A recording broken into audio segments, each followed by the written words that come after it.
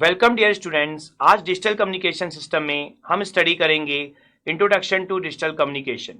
After completing this topic you will be able to recall digital communication system and its advantages over analog communication system.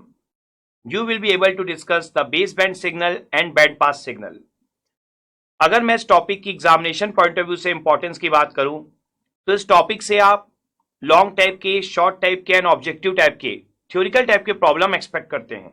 इस topic से numerical type की problem generally नहीं पूछी जाती हैं, लेकिन theoretical type की प्रॉब्लम बहुत सारी पूछी गई हैं इस टॉपिक से। एग्जामिनेशन पॉइंट ऑफ व्यू से टॉपिक आपके लिए बहुत ज्यादा इंपॉर्टेंट है। अगर मैं इस टॉपिक की प्रैक्टिकल इंपॉर्टेंस की बात करूं तो आज हम जानेंगे कि डिजिटल कम्युनिकेशन क्यों प्रैक्टिकली एनालॉग कम्युनिकेशन से बेटर है। तो प्रैक्टिकली भी ये टॉपिक आपके लिए बहुत ज्यादा इंपॉर्टेंट है।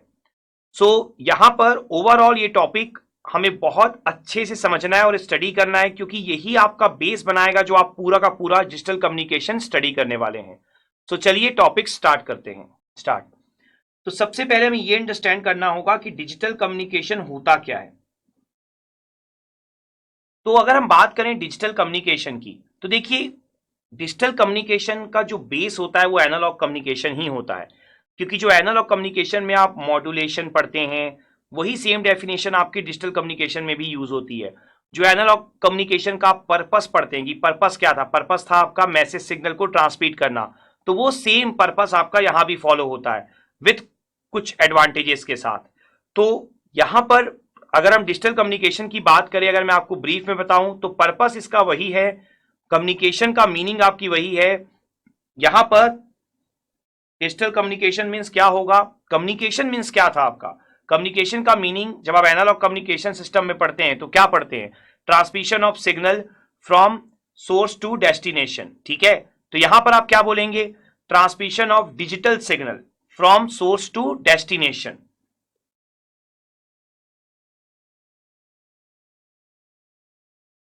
तो बेसिकली यहां पर आपका टारगेट क्या होता है, यहां पर जो आपका सिग्नल होता है, देखिए मेनली जब आप डिजिटल कम्युनिकेशन पढ़ते हैं तो आगे जाकर हम बहुत डिटेल में पढ़ने वाले हैं कि हमें क्या क्या पढ़ना है, लेकिन जो मेनली आपका फोकस होता है ना कि जब आप कैरियर सिग्नल अप्लाई करके मॉड्यूलेशन परफॉर्म करते हैं, जो आप ASK, PSK, FSK पढ़ेंगे डिजिटल कम्युनिकेशन सिस्टम में, वही आपका मेन कम्युनिकेशन होता है जो आपको डिटेल में पढ़ना है विथ कैरियर। तो वहां पर आप देखेंगे कि किस तरीके से आप फ्री स्पेस में डिजिटल सिग्नल को, जो मैसेज सिग्नल आपका डिजिटल फॉर्म में होगा, उसे आप कैसे ट्रांसमिट करते हैं। तो ये सारी चीजें आप डिजिटल कम्युनिकेशन में पढ़ने वाले हैं। तो transmission of digital signal from source to destination यही होता है। कम्युनिकेशन की डेफिनेशन आपकी चेंज नहीं होगी, बस जो आपका सिग्नल है वो डिजिटल फॉर्म में होगा।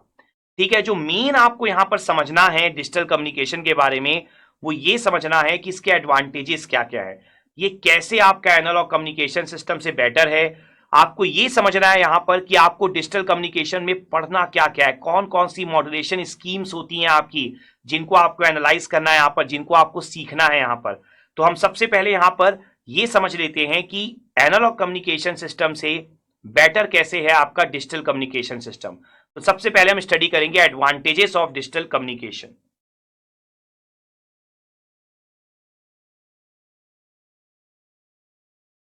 तो यहां पर एडवांटेजेस जो होती हैं डिजिटल कम्युनिकेशन की ओवर एनालॉग कम्युनिकेशन, अगर मैं आपको पहले सिंपल सिंपल पॉइंट्स एक्सप्लेन करूं जो आप खुद से भी सोच सकते हैं, प्रैक्टिकली आप सोच सकते हैं, तो देखिए सबसे इंपॉर्टेंट पॉइंट जो होता है वो होता है अफेक्ट ऑफ नॉइस। तो अफेक्ट ऑफ नॉइस जो होता है डिजिटल कम्युनिकेशन में वो बहुत लेस होता है। तो affect of noise is very less.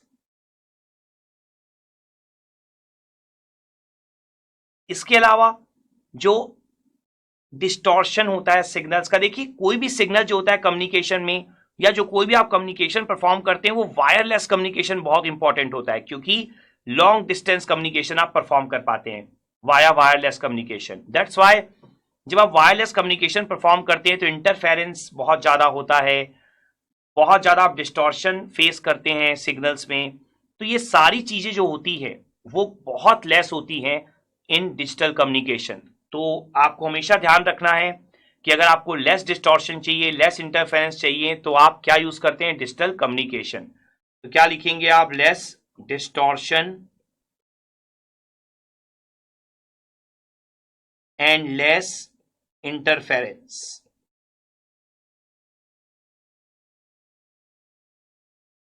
Now next point की अगर हम डिस्कशन करें तो देखिए, जो आपका डिजिटल कम्युनिकेशन सिस्टम होता है वो आपका बहुत इजी होता है डिजाइन करने के लिए। दैट मीन्स आप बोल सकते हैं सिस्टम इज लेस कॉम्प्लेक्स। तो digital communication system is less complex और साथ ही साथ बहुत ज्यादा चीप पड़ता है बनाने में, तो लेस चीपर। सिंपली आप बोल सकते हैं चीपर, लेस कॉस्टली। तो यहां पर ये जो आपका डिजिटल कम्युनिकेशन सिस्टम होता है, ये इसके बहुत ऐसे एडवांटेजेस हैं जो आप अपने आप से भी समझ सकते हैं। प्रैक्टिकली आप देखते आए हैं डिजिटल कम्युनिकेशन सिस्टम को। लेकिन अगर मैं कुछ इंपॉर्टेंट अब यहां पर बताने जाऊं आपको, तो देखिए यहां पर सिक्योरिटी भी जो होती है वो बहुत हाई होती है। उसका रीजन मैं आपको समझाऊंगा यहां पर, क्योंकि ये इंपॉर्टेंट है। देखिए, सिक्योरिटी की अगर आप बात करते हैं तो डिजिटल कम्युनिकेशन सिस्टम में डीएसपी के कुछ फंक्शंस जो है वो इंप्लीमेंट किए जा सकते हैं, लाइक इंक्रिप्शन, कंप्रेशन, जिससे आप की जो इंफॉर्मेशन रहती है वो सिक्योर रहती है। ठीक है, तो आप क्या लिख सकते हैं यहां पर, information encryption and compression on information. तो ये बहुत इंपॉर्टेंट है आपके लिए समझना कि डिजिटल कम्युनिकेशन का मेन यूज क्या है। इसके अलावा अगर मैं आपको एक और पॉइंट बताऊं, तो मैंने आपको कम्युनिकेशन के स्टार्ट में, जब हमने एनालॉग कम्युनिकेशन स्टडी किया था, तब मैंने आपको समझाया था वहां पर कि जो कम्युनिकेशन का जो मेन एम होता है वो क्या होता है। आपका कम्युनिकेशन का आपका मेन एम होता है लॉन्ग डिस्टेंस कम्युनिकेशन, या इंफॉर्मेशन को लॉन्ग डिस्टेंस तक ट्रांसमिट करना। इसके अलावा मैंने आपको एक बहुत इंपॉर्टेंट चीज बताई थी कि लॉन्ग डिस्टेंस ट्रांसमिशन के साथ साथ एक से ज्यादा सिग्नल को ट्रांसमिट करना, जिसे हम कहते हैं मल्टीप्लेक्सिंग। तो यहां पर होता क्या है, एनालॉग कम्युनिकेशन सिस्टम में आप मल्टीप्लेक्सिंग यूज करते हैं FDM, frequency division multiplexing. Digital communication system में जो आप मल्टीप्लेक्सिंग पढ़ेंगे आगे जाकर, वो पढ़ेंगे टीडीएम, टाइम डिवीजन मल्टीप्लेक्सिंग। जो एफडीएम एनालॉग कम्युनिकेशन सिस्टम के साथ यूज करते हैं, उसके कंपैरिजन में जो आप टीडीएम यूज करते हैं डिजिटल कम्युनिकेशन सिस्टम के साथ, वो ज्यादा इजी होती है यूज करना। तो ये भी एक बहुत बड़ा एडवांटेज है। ठीक है, तो टीडीएम इन digital communication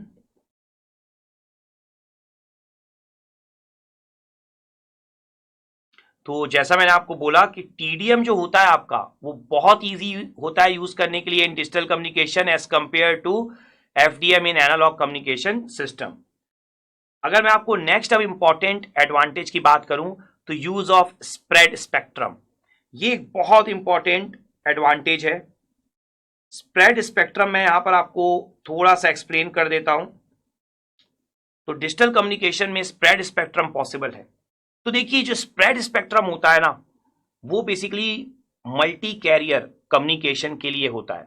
multi carrier communication आप यूज कर सकते हो in spread spectrum techniques. Multi carrier techniques का फायदा क्या होता है, मल्टी कैरियर कम्युनिकेशन यूज करने का फायदा क्या होता है, इससे आप इंटरफेरेंस को कम कर देते हो। आईएसआई, इंटर सिंबल इंटरफेरेंस को आप बहुत रिड्यूस कर सकते हो। आईएसआई के बारे में आपको आगे भी बहुत ज्यादा डिटेल में बताऊंगा, लेकिन आईएसआई को रिड्यूस करने के लिए स्प्रेड स्पेक्ट्रम टेक्निक बहुत ज्यादा यूज होती है। इसके अलावा सिक्योरिटी पर्पस के लिए भी स्प्रेड स्पेक्ट्रम टेक्निक बहुत ज्यादा यूज होती है। तो वो डिजिटल कम्युनिकेशन में पॉसिबल है। तो यहां पर मैं आपके लिए 2 पॉइंट्स लिख देता हूं। एक तो टू रिड्यूस आईएसआई, इसके लिए स्प्रेड स्पेक्ट्रम बहुत इंपॉर्टेंट है। इंटर सिंबल इंटरफेरेंस पर शॉर्ट फॉर्म में आईएसआई ही यूज होता है एग्जाम में। एंड सेकेंड जो पॉइंट है आपका, वो है आपका सिक्योरिटी। ठीक है, तो सिक्योरिटी के लिए भी आपका स्प्रेड स्पेक्ट्रम टेक्निक बहुत ज्यादा यूज की जाती है। तो वो किसमें पॉसिबल है, सिर्फ और सिर्फ डिजिटल कम्युनिकेशन में। तो ये भी एक बहुत बड़ा एडवांटेज है डिजिटल कम्युनिकेशन का, spread spectrum techniques. Now next point, cross talk problem in digital communication is very less as compared to analog communication system. तो क्रॉस टॉक का मतलब क्या होता है आपका कि एक इंफॉर्मेशन का दूसरे इंफॉर्मेशन के साथ एक तरह से बोल सकते हैं इंटरफेरेंस, ठीक है। तो ऑल्दो हमने पढ़ लिया इंटरफेरेंस का मतलब, लेकिन फिर भी अगर आप इस तरह के इंपॉर्टेंट वर्ड यूज करेंगे तो आपको एग्जाम में अच्छे मार्क्स मिलेंगे, तो इसलिए ये सब पॉइंट्स आपको शो करने हैं। तो cross talk is very rare in digital communication. Now next point, so next point is digital signal. देखिए आपको पता है डिजिटल इंफॉर्मेशन को सेव करना बहुत इजी होता है as compare to analog communication या एनालॉग इंफॉर्मेशन को। तो digital signal can be saved very easily as compare to analog signals. Next point, digital signal में या डिजिटल कम्युनिकेशन में देखिए जैसा आप एनालॉग कम्युनिकेशन में पढ़ते हैं नॉइज का इफेक्ट, वैसे ही डिजिटल कम्युनिकेशन में आप चेक करते हैं प्रोबेबिलिटी ऑफ एरर, ठीक है। जब दो सिंबल्स के बीच में प्रोबेबिलिटी ऑफ एरर कितनी होती है वो आप चेक करते हैं डिजिटल कम्युनिकेशन में, तो वो आप आगे जाकर स्टडी करेंगे। लेकिन डिजिटल कम्युनिकेशन में प्रोबेबिलिटी ऑफ एरर को बहुत ज्यादा रिड्यूस किया जा सकता है by applying the proper error detecting codes. तो यहां पर जो application of error detecting and error correcting codes है वो बहुत इंपॉर्टेंट है, ठीक है। तो so probability of error can be reduced by proper error correcting and detecting codes.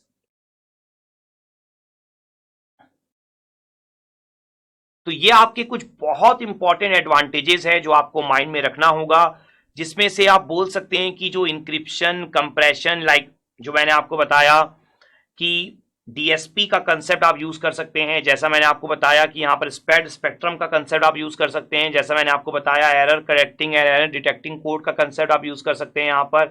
तो कुछ बहुत ही इंपॉर्टेंट एप्लीकेशंस है यहाँ पर डिजिटल या एडवांटेजेस है डिजिटल कम्युनिकेशन में जो आपको एनालॉग कम्युनिकेशन में देखने को नहीं मिलते हैं। तो इन कारणों से डिजिटल कम्युनिकेशन है या जो डिजिटल ट्रांसमिशन है वो बहुत ज्यादा यूज किया जाता है। सो आई होप आपको ये जो डिजिटल कम्युनिकेशन का जो एडवांटेज है ओवर एनालॉग कम्युनिकेशन वो अच्छे से क्लियर यहां पर हो गया होगा। एंड आई होप इस कंसेप्ट को समझ लेने के बाद आपने ये first learning outcome that is digital communication system and its advantages over analog communication system achieve कर लिया होगा। नाउ जो नेक्स्ट लर्निंग आउटकम अब हमें अचीव करना है वो है base band signal and band pass signal. So base band and band pass signals,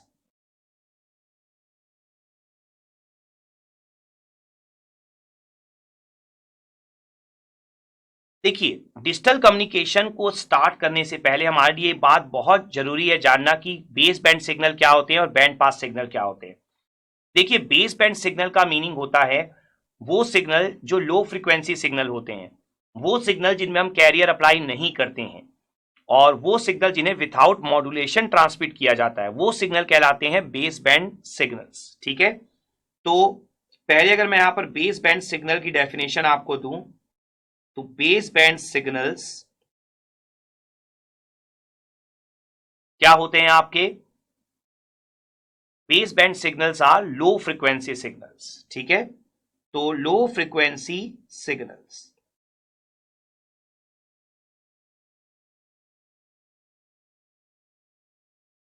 और यहां पर अगर एक इंपॉर्टेंट इंफॉर्मेशन आपको मैं दूं तो base band signals passes through a channel which is called base band channel, ठीक है। तो base band signal passes through base band और low frequency channel without modulation, ठीक है। तो बेस बैंड सिग्नल्स जो होते हैं उनको आप पास करते हो जिस चैनल से, वो चैनल कहलाता है लो फ्रीक्वेंसी चैनल या बेस बैंड चैनल, और अगर बेस बैंड चैनल है आपका या लो फ्रीक्वेंसी चैनल है, दैट मीन्स आप विदाउट मॉड्यूलेशन ही सिग्नल को ट्रांसमिट कर रहे हो। सेकेंड हमारा जो होता है band pass signal, that means high frequency signals. यहां पर आप करते क्या हो, band pass signal passes through the band pass channel with modulation. ये बहुत इंपॉर्टेंट पॉइंट है कि यहां पर अगर आप बैंड पास चैनल से सिग्नल्स को पास कर रहे हो मतलब आपने मॉड्यूलेशन कर लिया है।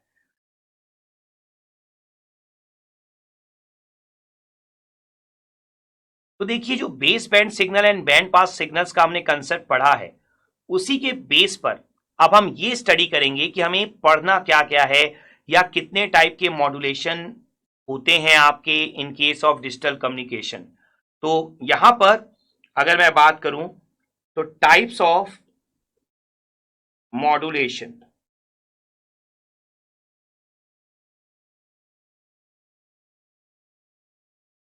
तो दो टाइप के आपके मॉड्यूलेशन होते हैं। हम यहां प्रॉपर कैटेगरी बना देते हैं। एक टाइप की कैटेगरी होती है आपकी बेस बैंड मॉड्यूलेशन की, और एक कैटेगरी होती है आपकी बैंड पास मॉड्यूलेशन की। जैसा मैंने आपको बता दिया है कि base band means with out modulation. नाम भले ही बेस बैंड मॉड्यूलेशन है लेकिन यहां मॉड्यूलेशन नहीं होता, आप कोई कैरियर अप्लाई नहीं करते। और बैंड पास में मॉड्यूलेशन होता है, आप कैरियर अप्लाई करते हैं। तो अगर मैं यहां पर की पॉइंट्स आपको बता दूं फिर से, तो आप यहां पर क्या क्या लिख सकते हैं, देखिए आप यहां पर लिख सकते हैं नो मॉड्यूलेशन, ठीक है, नो कैरियर, और यहां पर आप क्या लिखेंगे, मॉड्यूलेशन और कैरियर। ऑल दो मैं आपको बता चुका हूं, जस्ट शॉर्ट में आपके लिए दोबारा यहां लिख रहा हूं। देखिए अब यहां पर जो हमें कैटेगरीज पढ़नी है उनका हम लोग डिस्कशन कर लेते हैं। तो बेस बैंड में अगर मैं यहां पर दोबारा से लिख लूं इसे, बेस बैंड और बैंड पास, तो बेस बैंड मॉड्यूलेशन में भी हमें दो टाइप की कैटेगरीज पढ़नी है। तो बेस बैंड में हमें क्या क्या पढ़ना है, देखिए बेस बैंड में भी दो कैटेगरीज होती हैं आपकी। एक कैटेगरी आपकी होती है पल्स डिजिटल, और एक कैटेगरी होती है आपकी पल्स एनालॉग। तो पल्स डिजिटल में आपको टोटल 4 मॉड्यूलेशन स्कीम पढ़नी है, PCM, EPCM, DM and ADM. मैं अभी सबके फुल फॉर्म आपको शो कर दूंगा, ठीक है। PCM means pulse code modulation, DPCM means differential pulse code modulation, DM means delta modulation, ADM means adaptive delta modulation, ठीक है। इसके अलावा जो पल्स एनालॉग हमें पढ़ना है उसमें हमें पढ़ना है पीएएम, पीपीएम और PWM. Pulse analog modulation, pulse position modulation and pulse width modulation. तो ये टोटल 7 स्कीम्स हमें पढ़नी है बेस बैंड मॉड्यूलेशन के अंदर। अब अगर मैं यहां पर बात करूं बैंड पास की, तो बैंड पास में हमें क्या क्या स्टडी करना है, बैंड पास में हमें स्टडी करना है यहां पर टू अरे